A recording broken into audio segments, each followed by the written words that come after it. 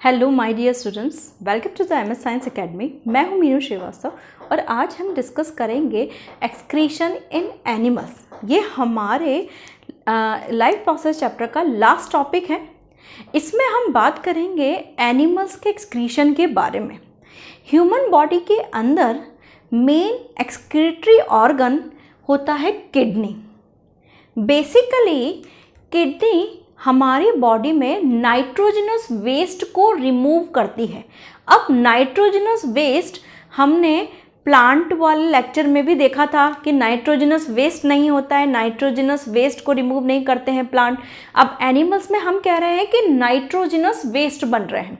तो बच्चों के लिए ये बड़ा एक कॉम्प्लिकेटेड बात होती है कि नाइट्रोजनस वेस्ट क्या है। नाइट्रोजनस वेस्ट प्रोटीन के मेटाबोलाइजेशन से बनते हैं। नाइट्रोजनस वेस्ट प्रोटीन के मेटाबोलाइजेशन से बनते हैं। अब इसीलिए नाइट्रोजनस वेस्ट को रिमूव करने के लिए ह्यूमन बॉडी के अंदर एक प्रॉपर यूरिनरी सिस्टम है। इसके अलावा दूसरी जो एक्सक्रीटरी प्रोडक्ट्स हैं उनको निकालने के लिए भी अलग अलग तरीके से दूसरे सिस्टम में वो काम करते हैं। फॉर एग्जाम्पल, जैसे कार्बन डाइऑक्साइड को रिमूव करने के लिए हमारी बॉडी में लंग्स हैं।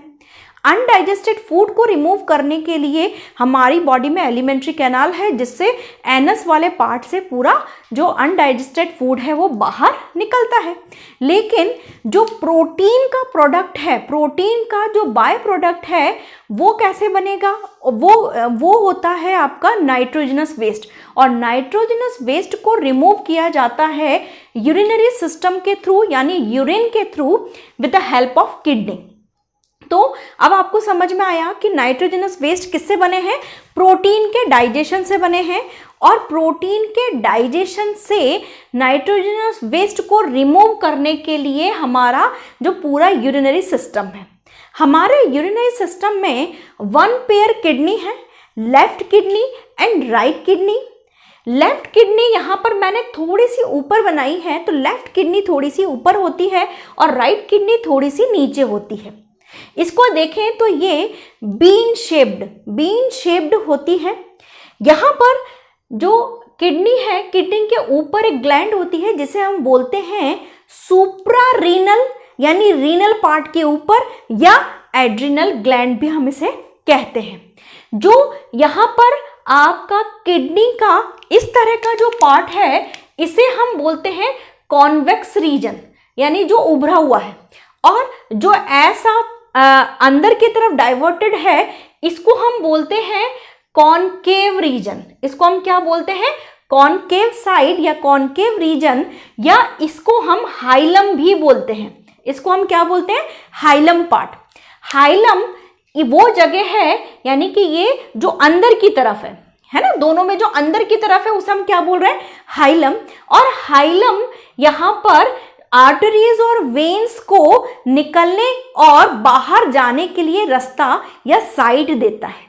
ठीक है, यहीं से ही दो, यानी कि वन पेयर यूरेटर या पाइपलाइन निकलती है और फाइनली ये यूरेटर ओपन होती है यूरिनरी ब्लैडर के अंदर। ये यूरिनरी ब्लैडर में ओपन होती है। यूरिनरी ब्लैडर यूरेथ्रा के थ्रू रिमूव करता है यूरिन को। तो किडनी से यूरेटर, यूरेटर से यूरिनरी ब्लैडर और यूरिनरी ब्लैडर से यूरेथ्रा। यहाँ पर हमारे पास किडनी जो नाइट्रोजनस वेस्ट को रिमूव करती है, उसके अंदर जो मेन यूनिट है जो कि रिमूव करने में ये कह सकते हैं कि जो एक्सक्रीटरी यूनिट है वो कौन सी होती है? आपकी नेफ्रॉन। वो कौन सी होती है? नेफ्रॉन। और नेफ्रॉन की स्ट्रक्चर मैंने यहाँ ड्रॉ की हुई है। क्या होता है नेफ्रॉन? ये नाइट्रोजनस वेस्ट को रिमूव करने की फंक्शनल यूनिट है। इसके अलावा हर एक किडनी के अंदर करीबन 1 से 2 मिलियन नेफ्रॉन होते हैं, यानी कि ये बहुत माइन्यूट स्ट्रक्चर्स होती हैं, जो कि मैंने यहाँ पर एनलार्ज्ड फॉर्म में बनाई है। एक नेफ्रॉन की स्ट्रक्चर को हम देखें तो एक नेफ्रॉन के अंदर हम देखते हैं कि एक तरह से ये एक कप लाइक स्ट्रक्चर है, जिसे हम बोलते हैं बोमन कैप्सूल। बोमन कैप्सूल से अब यहाँ पर एक पाइपलाइन सिस्टम चलता है जो पाइपलाइन इस बोमन कैप्सूल से जस्ट अटैच रहता है, that is known as the proximal convoluted tubule. Proximal convoluted tubule के जस्ट नीचे एक कंस्ट्रिक्टेड रीजन शुरू होता है जिसे हम बोलते हैं loop of Henley. Loop of Henley का जैसे ही पार्ट ऊपर आता है वो थोड़ा सा फैल जाता है या वो थोड़ा सा स्ट्रेच हो जाता है और वो भी लूप ऑफ हेनले ही बनाता है। ये लूप ऑफ हेनले फाइनली ऊपर की तरफ जाता है और डिस्टल कॉन्वोल्यूटेड ट्यूब्यूल से अटैच होता है। Distal convoluted tubule finally collecting tubule से अटैच होती है।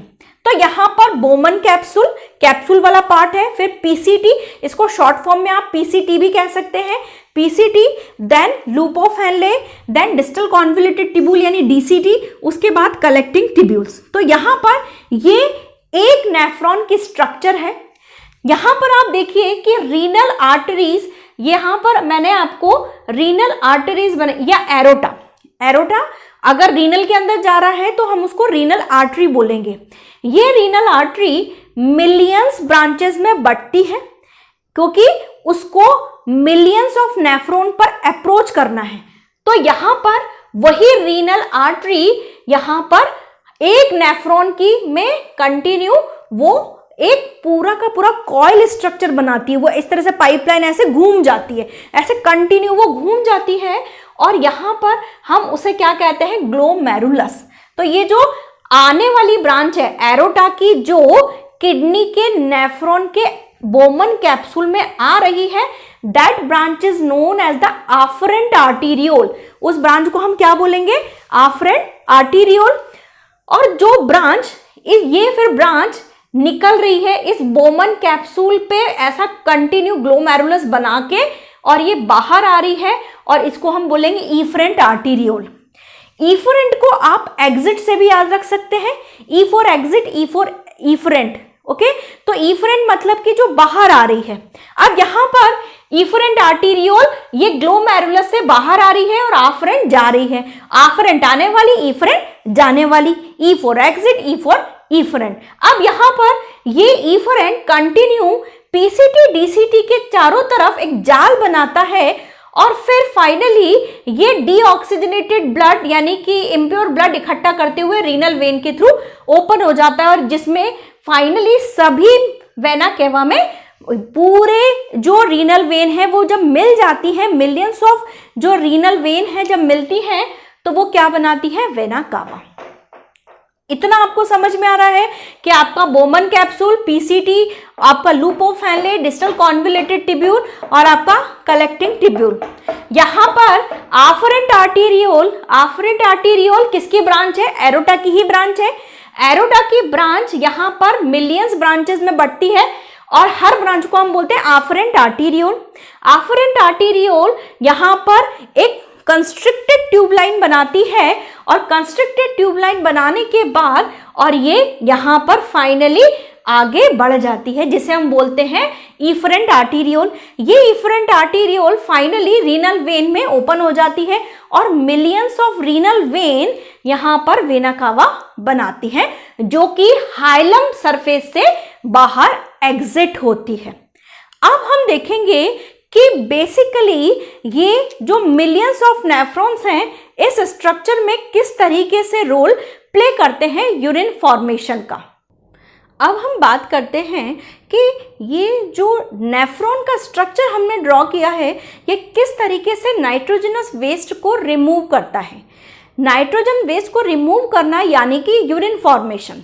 यूरिन फॉर्मेशन बेसिकली 3 स्टेप्स में कंप्लीट होता है। It is the 3 step process जिसमें से फर्स्ट स्टेप है that is glomerular filtration. Glomerular filtration, glomerular filtration यहाँ पर फर्स्ट आप ये देखिए कि जो आफरेंट आर्टीरियोल है, आफरेंट आर्टीरियोल मैं यहाँ ड्रॉ करती हूँ। आफरेंट आर्टीरियोल जब आ रही है तो इसका डायमीटर बड़ा है, लेकिन जैसे जैसे ये उस बोमन कैप्सूल के अंदर घूमती जाती है तो इसका डायमीटर और छोटा होता जाता है और छोटा होता जाता है और छोटा होता जाता है, बहुत माइन्यूट हो जाता है डायमीटर और फाइनली ये डायमीटर इतना पतला हो जाता है कि जो फिल्ट्रेट है, यानी कि जिस प्रेशर से आ रहा है और फिर वो यहाँ पर उस जो भी आ रहा है सब्सटेंस वो फिल्टर होता है। इसको आप एक समझिए कि आप किसी जो है पाइप में से प्रेशर से पानी निकाल रहे हैं तो क्या होगा, और अगर आप उसमें तो बहुत उस पाइप को कंस्ट्रिक्ट कर दें तो वो क्या होगा कि वहां पर प्रेशर एक्सर्ट होगा, और प्रेशर एक्सर्ट होने से यहाँ पर जो भी आ रहा है आफ्रेंट आर्टेरियोल के थ्रू वो उनमें से बहुत सारी चीजें फिल्टर आउट हो जाएंगी। तो उसमें से बहुत सारी चीजें फिल्टर आउट होती हैं और वो इस बोमन कैप्सूल में इकट्ठा हो जाती हैं। तो इसको हम क्या कहते हैं, ये जो बोमन कैप्सूल में इकट्ठा हो गया है ये क्या बनाता है, ग्लोमेरुलर फिल्ट्रेट, ग्लोमेरुलर फिल्ट्रेट बनाता है। और ऐसा क्यों होता है, ऐसा होता है प्रेशर बढ़ने की वजह से। प्रेशर क्यों बढ़ा, क्योंकि आफरेंट का डायमीटर ज्यादा था और जैसे जैसे वो कॉइलिंग होती गई वो डायमीटर और कम और कम और कम होता गया, बहुत माइन्यूट हो गया, जिसकी वजह से प्रेशर बढ़ गया। तो ग्लोमेरुलर फिल्ट्रेट उस प्रेशर की वजह से बढ़ता है। करीबन यहां पर जो पर डे आता है वो आता है आपका 180 litre per day, 180 litre per day यहां पर फिल्ट्रेट होता है हमारी बॉडी में। लेकिन क्या 180 लीटर ही यूरिन आप पास आउट करते हैं क्या, नहीं करते। 180 लीटर यूरिन हम पास करने बैठेंगे तो हम हर समय वॉशरूम में ही बैठे रहेंगे। तो इसका मतलब ये है कि 180 लीटर जो यहाँ छना है पूरे दिन भर में, वो 180 लीटर छन के कहीं ना कहीं दोबारा से एब्जॉर्ब होता है, दोबारा से रीएब्जॉर्ब होता है। उसमें से कुछ पार्ट एक्स्ट्रा होते हैं जो छन के आ गए हैं, जिनको बाहर रिमूव नहीं करना है। तो उसके लिए क्या किया जाता है, उसके लिए सेकंड प्रोसीजर पे आते हैं ग्लोमेरुलर फिल्ट्रेशन के बाद, रीएब्जॉर्प्शन। रीएब्जॉर्प्शन क्यों है, आपको समझ में आया कि जो उस प्रेशर की वजह से छना वो करीबन 180 लीटर पर डे था, 180 लीटर पर डे और 125 ml पर मिनट। अगर आपसे कोई पर मिनट की भी इक्वेशन पूछे तो भी आप बता देंगे 125 ml पर मिनट छनता है, और एक डे में 180 लीटर पर डे। लेकिन यहां पर 180 लीटर पर डे एक्सक्रीट नहीं होता। तो वहां पर अब मटेरियल में से इस जो मटेरियल है ग्लोमेरुलर फिल्ट्रेट है, इसमें से एब्जॉर्ब किया जाता है, ये आ रहा है यहाँ पे।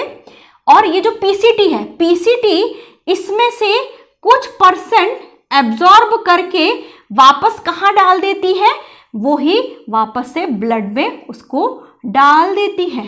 पीसीटी, लूप ऑफ हेनले, ये मेन काम करती हैं कि जो आपका रीअब्जॉर्प्शन का।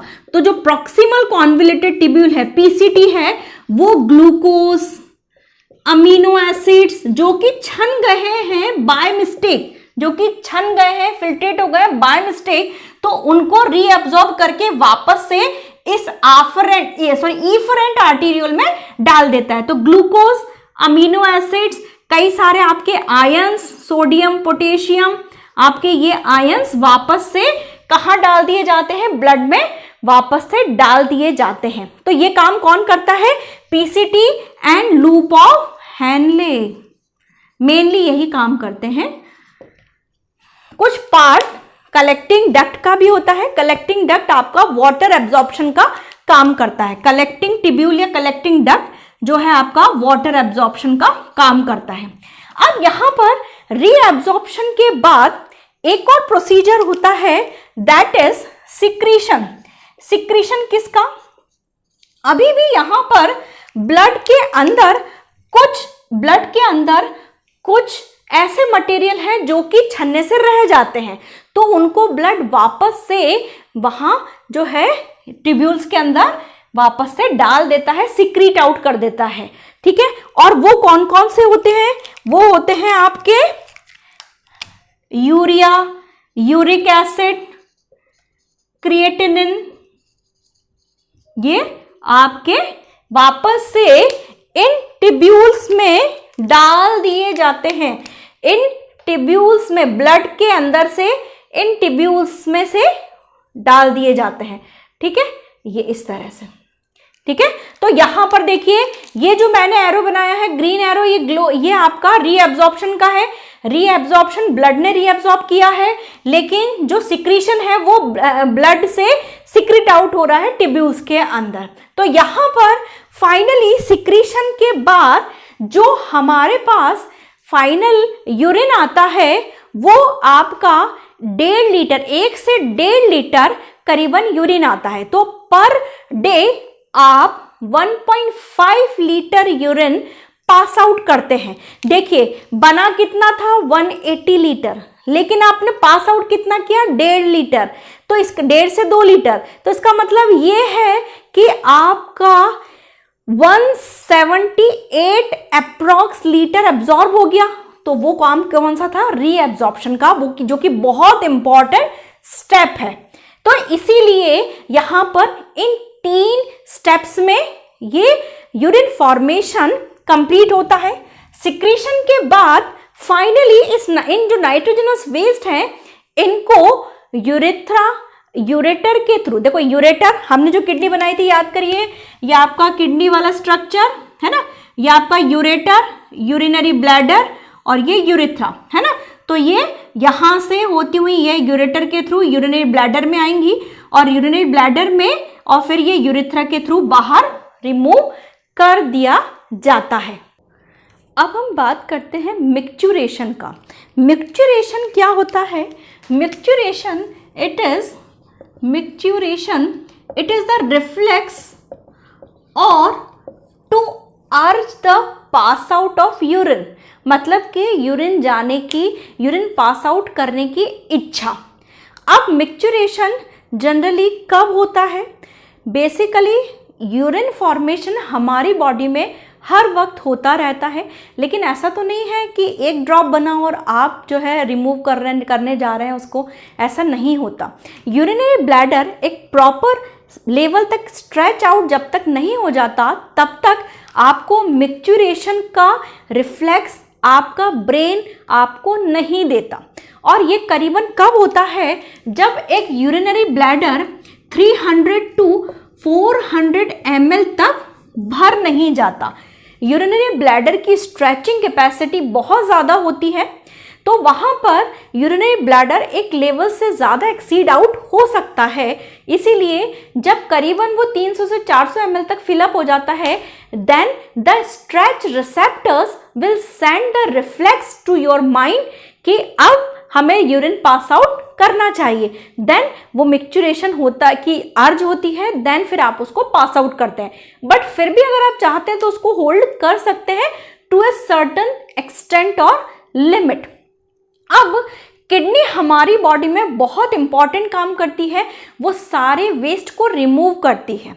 लेकिन कभी कभी ऐसा होता है कि हम ये, अगर आपने भी सुना हो कि किडनी फेलियर हो गया है या किडनी फेलियर या जो है फला अंकल जो है डायलिसिस पे के लिए उनको जाना पड़ता है, तो कभी कभी जब किडनी प्रॉपर फंक्शन नहीं कर पाती है या किडनी प्रॉपर फंक्शन कर ही नहीं पाती है, तो वहाँ पर डायलिसिस की एक फैसिलिटी होती है जो कि हमें वैसी ही फैसिलिटी देती है जैसी हमारी किडनी हमें देती है।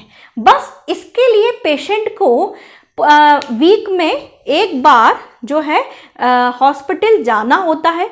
वहाँ पर डायलिसिस की जो मशीन होती है उसमें जाके उसको अपना ब्लड जो है प्यूरिफाई कराना पड़ता है और पूरे वीक का जो एक्सक्रीटरी प्रोडक्ट है वो रिमूव कर दिया जाता है।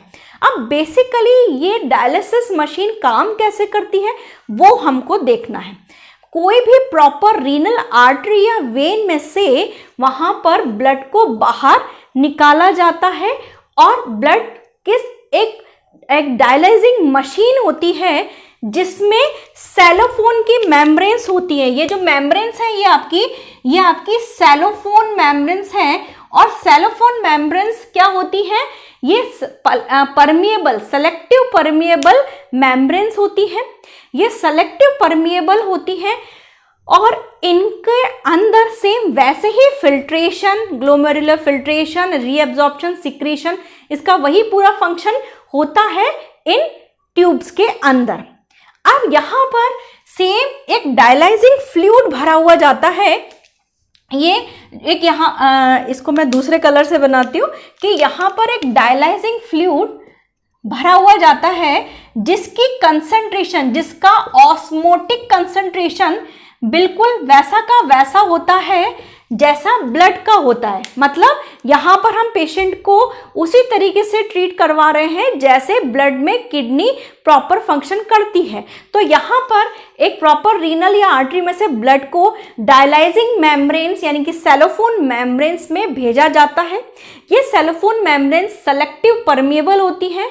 जो मटेरियल ब्लड में रहना है उनको ब्लड में रहने देती हैं और जो मटेरियल बाहर निकालना है उनको बाहर इस डायलाइजिंग फ्लूइड के थ्रू बाहर निकाल दिया जाता है।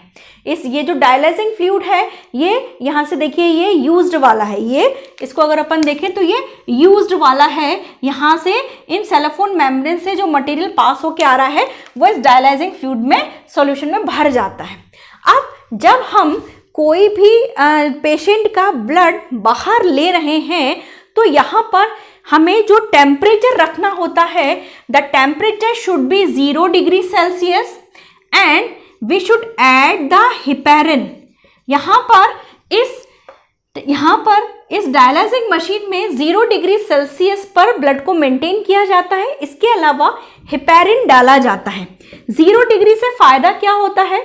0 डिग्री से फायदा ये होता है कि कोई भी माइक्रो ऑर्गेनिज्म इसके अंदर डेवलप नहीं हो पाता। इतने कम टेम्परेचर में कोई भी बैक्टीरिया या कोई भी माइक्रो ऑर्गेनिज्म डेवलप नहीं हो पाएगा। हिपेरिन क्यों डाला जाता है? Heparin is the anticoagulant.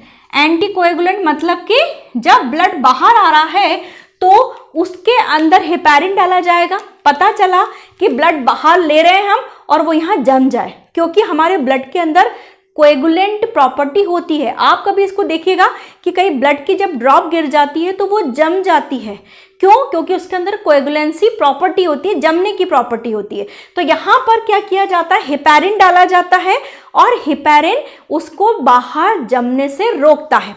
फिर यहाँ पर जब पूरा ये कह सकते हैं कि रिमूवल हो जाता है वेस्ट प्रोडक्ट का, तो यहाँ ये जो है इसको वापस जो है बॉडी टेम्परेचर पर ब्लड को दोबारा मेंटेन किया जाता है और उसके अंदर एंटी हिपेरिन मिलाते हुए भेजा जाता है।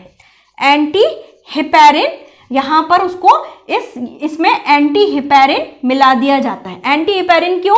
क्योंकि वो जो हिपेरिन हमने मिलाया था उसको न्यूट्रलाइज कर सके। बाकी बॉडी के अंदर तो एक प्रॉपर मैकेनिज्म है ही सही ब्लड कोएगुलेशन की, तो लेकिन जो हमने बाहर हिपेरिन मिलाया है वो हमें रिमूव हो चाहिए, तो उसके लिए हमें एंटी हिपेरिन मिलाना पड़ता है। इसके अलावा बॉडी टेम्परेचर पे ब्लड को दोबारा से लाया जाता है, देन वापस से ब्लड को एंटर करवा दिया जाता है। तो ये बेसिकली एक डायलिसिस प्रोसेस है जो कि किया जाता है और इसको करने में 3 से 4 घंटे लगते हैं। तो ये पूरी कहानी हुई हमारी नाइट्रोजनस वेस्ट की। इसके अलावा हमारी बॉडी में और भी एक्सक्रीटरी वेस्ट बनते हैं, जैसे कार्बन डाइऑक्साइड जिसे लंग्स के थ्रू रिमूव कर दिया जाता है। इसके अलावा जो हमारे अनडाइजेस्टेड फूड को एनएस पार्ट के थ्रू रिमूव कर दिया जाता है। ह्यूमन बॉडी के अंदर ये भी एक इम्पॉर्टेंट पॉइंट है कि हमारी बॉडी में जो नाइट्रोजनस वेस्ट है वो कौन सा है? वो है आपका यूरिया। वो कौन सा है आपका? यूरिया। तो हमारी बॉडी में जो नाइट्रोजनस वेस्ट रिमूव हो रहा है that is urea. Okay, I think मैं बहुत श्योर हूँ कि आपको ये काफ़ी कुछ समझ में आया होगा और प्लीज़ आपको ये समझ में आया है तो आप अपने फ्रेंड्स के साथ शेयर करिए और लाइक शेयर एंड सब्सक्राइब।